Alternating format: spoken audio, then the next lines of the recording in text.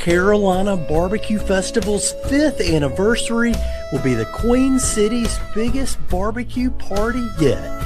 30 pitmasters, 3 big events, and it all gets started with the BBQ Brunch, Brisket and Biscuits. Expert barbecue pitmasters team up with Charlotte's top chefs to create a curated food event in partnership with Savor Charlotte. Brisket and Biscuits, March 28th at Town Brewing in Charlotte. Reserve your tickets right now at carolinabbqfest.org. To discover other features in Savor Charlotte's March culinary adventure, visit the Eat and Drink menu at charlottesgotalot.com.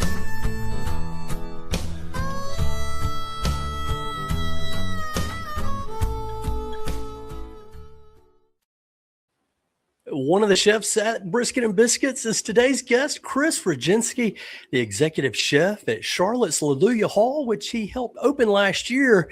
Before that, 4 years as opening executive chef at Supperland, which was named one of Bon Appétit's best new restaurants. And the Michelin Guide says you can find some of the American South's best cocktails there. Further back, Chris Rogienski is a SkillsUSA a culinary state champion. Chris, we're so excited to welcome you to the Low and Slow Barbecue Show. Thanks for joining us. Oh, thanks for having me. Super excited to chat barbecue with you guys.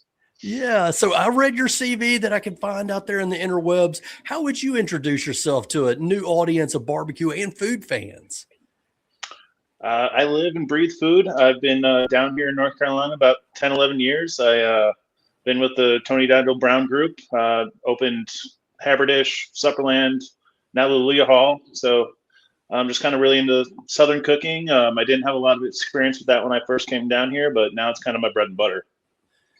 Gotcha. So now, again, we are a barbecue podcast. We're going to get more into your bread and butter, but I got to ask you about barbecue first. If you can imagine in your mind your perfect barbecue plate, what is going to be on it? What is barbecue for Chris? Perfect barbecue for me is fatty brisket. I love chopped whole barbecue, so chopped pig. Yeah. Lots of skin in there. I love coleslaw, beans. Just, I'm pretty much a fan of it all. I don't really dig on the smoked turkey, but other than that, I'll do most of it.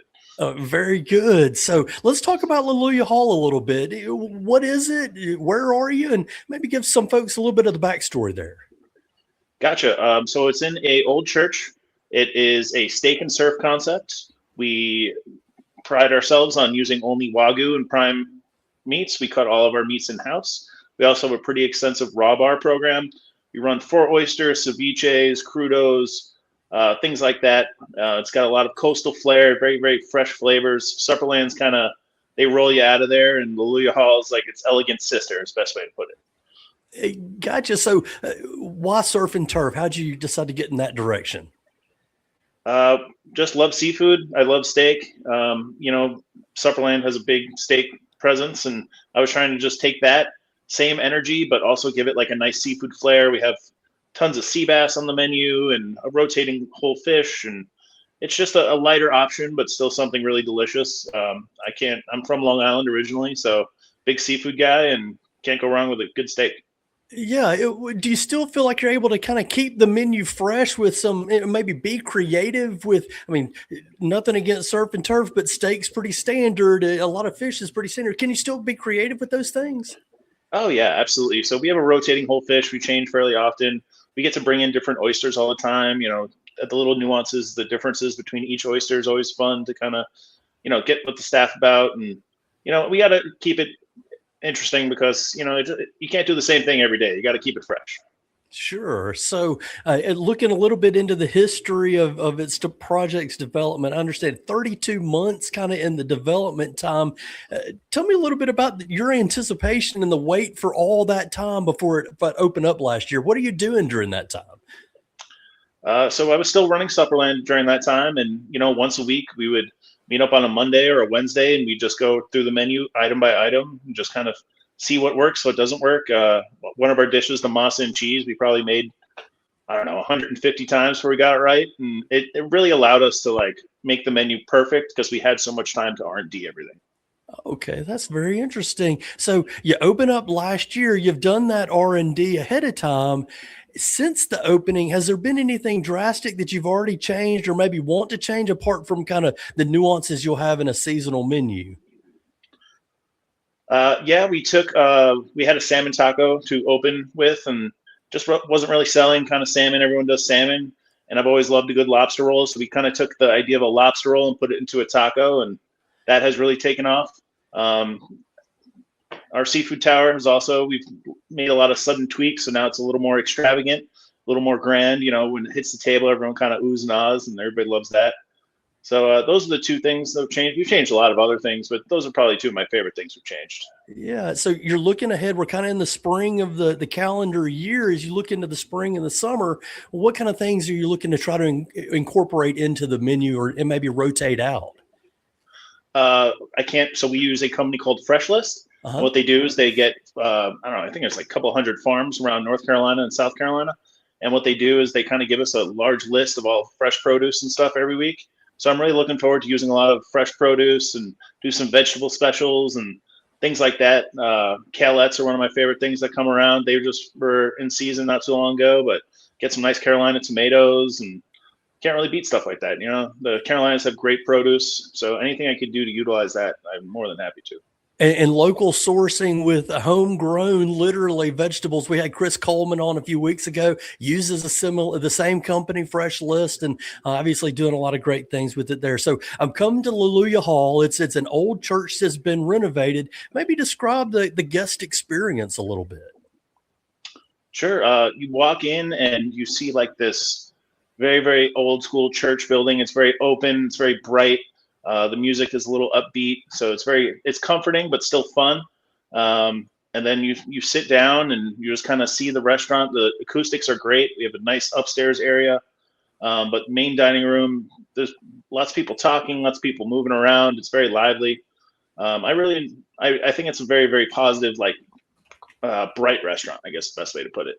But once you sit down, you kind of choose your own adventure. You want to keep it light with some ceviches and a cocktail, or do you want to double down and have some potatoes and au gratin and some Wagyu steak? Just kind of pick your own adventure. So it's got a little bit of everything for everybody. Sure. And you can kind of get a glimpse in that adventure at leluiahall.com. It's LELUIA hall.com. They've got the menus listed there: dinner menu, drink menu, dessert menu, and of course the weekend brunch menu. And we'll talk a little bit more about brunch here in just a moment, Chris. I know you're going to be one of the guests at the Brisket and Biscuits BBQ Brunch with the Carolina Barbecue Festival. The barbecue brunch is March 28th at Town Brewing in Charlotte as part of this year's Charlotte Savor program. You can get all the details about Charlotte Savor at charlottesgotalot.com. And for more on Brisket and Biscuits, just visit carolinabbqfest.org. That's where you can also buy your tickets. Be sure to use promo code Low and Slow, and you'll get your discount there. And Chris, before we get to today's kind of weekend brunch menu and your modern day career here in Charlotte, take us back into your culinary journey. How did you get started into the food and the food craze that you're so passionate about? Oh, I started super young. I come from a family of terrible cooks. Grew up on rice-a-roni and, just not having a lot of good food at home. So like when I was 12, I got a crock pot. When I was 13, I got a grill. Then when I was 15, I did a vocational program. So I went to school half the day and then I did cooking the other half of the day. The chef that was there at the time really just took a liking to me, got me involved with the ACF. And that's where I started competing. So I got a full ride to CIA after so I got first place in New York State, SkillsUSA, and then I got second nationals. So just a little off, but got second nationals, and then, that gave me the free ride to CIA. So I went to CIA and never looked back. I've been cooking ever since. I cooked in New York City for David Burke, a couple of his restaurants, a couple of years.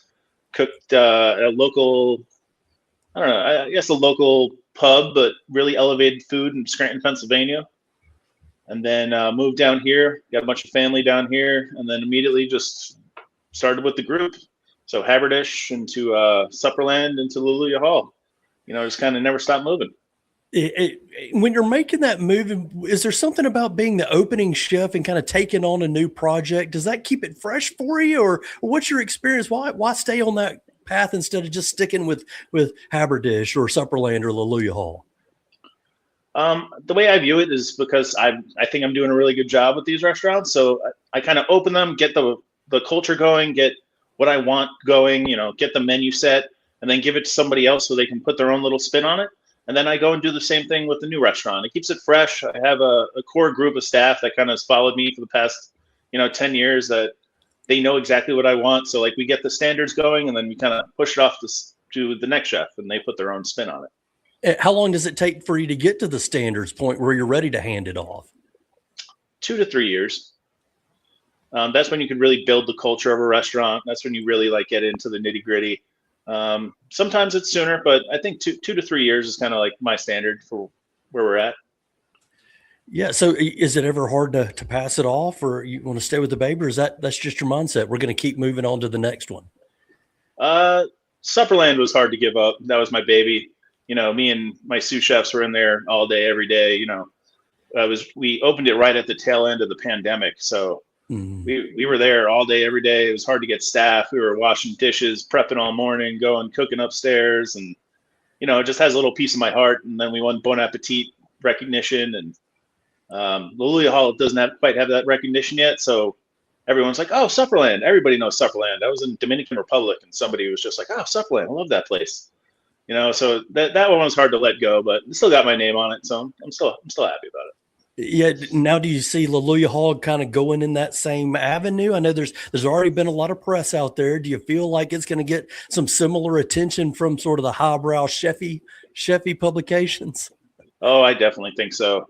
The things we're doing over there is super high technique, really, really fresh. Like I said, we're doing like the highest end products that we can get, and just a lot of really high end techniques in there that are subtle, but if you're in the business, you realize and And does any of that motivate you at all? Are you interested in all that spotlight? Oh yeah. Yeah. I mean, I love it. My girlfriend calls me the mayor. Everybody, when we go out, everybody knows who I am. So it's cool. It's, sometimes you just want to sit and have a beer and not talk to anybody, but other than that, it's great. Everyone's super friendly. I enjoy talking to people. I enjoy talking food. Yeah, well, as the mayor, certainly of Leluia Hall and probably some of those Tony Dandel Brown restaurant group locations, share your kind of your perspective on the current Charlotte food scene and maybe how it started to evolve. What do you see there? Oh, Charlotte food scene has come a long way just in the past 10 years. Like I said, I got here 10 years ago and there were some restaurants, but what's happened even in the past 5 years has exploded. I'm super happy to see it with Michelin coming to town, getting recognized. Sam Diminich doing a great job. I love his food. He's super talented. Andres down at Custom Shop. Those are some of the best restaurants in the city, and I love to see them growing. And I love to see what it's done for the scene here. Charlotte kind of got a bad rap in not having the greatest culinary scene, but I think that we are slowly taking over better than Atlanta. I would say. Whoa, I know, bold statement. Yeah, but there have been some recent statements about Charlotte kind of taking on our friends, I guess, neighbors down I-85. We compete in so many other things. Why not in the food scene? What about barbecue? Where does it fit into kind of the Charlotte food scene? Because I get the feel it's changed a lot of those 10 years too. Yeah. So I didn't really do a lot of barbecue when I first got down here, but like I said, when Clayton took over Sweet Lou's, it really, I think, elevated it to the next level for me. And then we were talking about Jon G's before. Jon G's is one of the best barbecue spots I've ever had. There's it's just outrageous. And I had some really good barbecue down in the mountains, Silva, North Carolina. Mm-hmm. So I think elevating Charlotte's food is just kind of spreading everywhere in the state, which I'd love to see. Yeah, very cool. So let's talk about that brunch now. You got a special weekend brunch menu at Leluia Hall. What do you feel like it's important to include in a brunch menu? Properly cooked eggs is my biggest thing. I'm a huge guy for eggs. We are doing all French style omelets and eggs, so there's no color on any of the eggs. All the scrambles, soft scramble. So I think properly cooked eggs is always one. You got to have a Benedict on the menu. We have a jerk duck Benedict that crushes. It's absolutely delicious. Yeah. So it's like a masa pancake, and then a tostada, jerk duck, poached egg, hollandaise, and cilantro. Can't beat it. Got to have bacon and sausage. We grind all of our own sausage. We do like a chorizo breakfast sausage. kind of hybrid, delicious. And then we have dry aged bacon that we cook in duck fat overnight, and you just crisp it up on the grill. So, you got to have the essentials, but you also have to do them really, really well. Everyone has bacon and eggs. What makes ours special? Yeah. Oh, and very farm fresh cool. eggs, obviously. Farm fresh eggs. Farm fresh eggs. It sounds like there's a lot of special on that menu, but again, you got to have that foundation. And we talked a little bit about a brunch recipe you might share with our audience. What can you share with them that they might be able to use in their own home? Oh, I have a killer sausage gravy recipe. I know I'm from the north. I shouldn't be able to make sausage gravy, but this is the best thing I've had. I love it.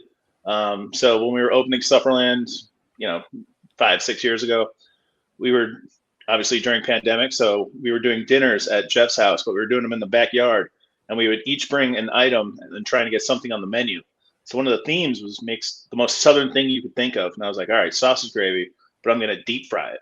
So we had the sausage gravy croquettes, but we've taken that sausage gravy and put it over biscuits, put it over everything. You can't beat it. So can you walk us through how to make it happen? Yeah, absolutely. So we take you just take a pork butt, regular pork butt, take the bone out. So you're going to season it, lots of sage. We use sorghum as our sweetener, kind of keep it nice and southern.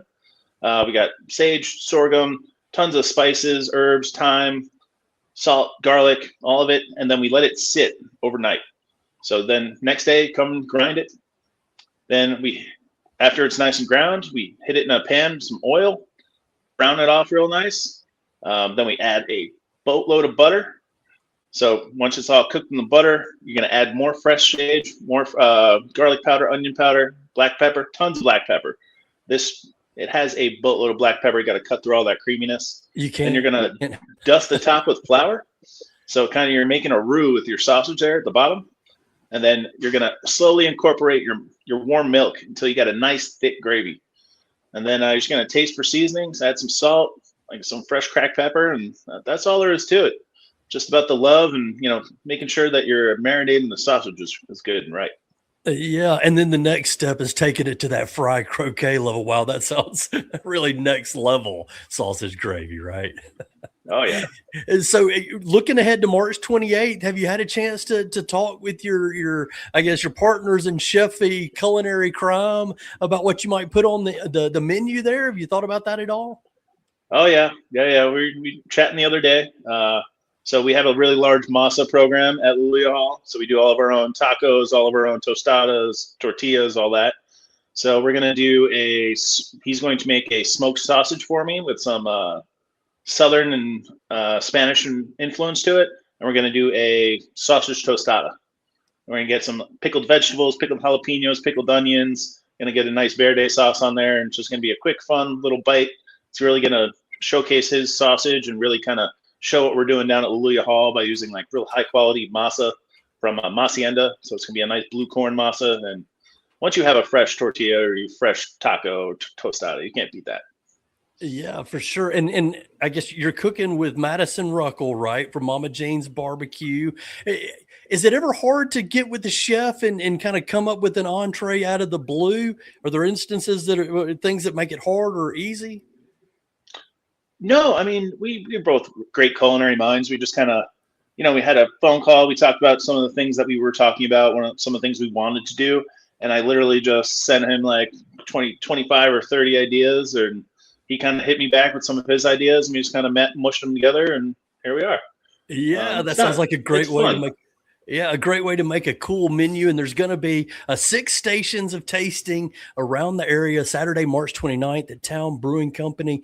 And again, Chris Rogienski from Leluia Hall is partnering up with Madison Ruckel. And Chris, we appreciate you taking so much time with us today. You've been so generous answering my questions. Now, I want to allow you an opportunity to kind of take the microphone, maybe talk about something that's important to you.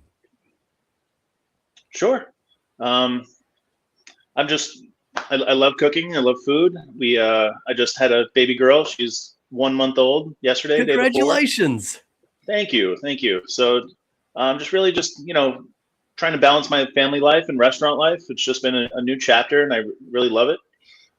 Being the dad, I can't really beat that. And that's kind of like one of the biggest things going on in my life right now. So just want to get that out there. Love my little baby Althea. You should have given us that at the beginning, Chris. Come on, that's the big news. Congratulations there. That's so wonderful. I remember those times you kind of have baby brains going on, and I'm sure you may have a little bit of that going on at the same time. One hard-hitting question left for you, though. Talking about that family and your love for food, what keeps you doing it? What keeps your fire burning, Chris? The people. As happy as you are to eat that food I'm serving you, I am that much happier to watch you eat it and really enjoy it. The face you make when you're like, oh, chef, this is the best steak I've ever had, or this is the best bite of food, or I get out once a month, or, I haven't been out in 6 months and you guys made my night.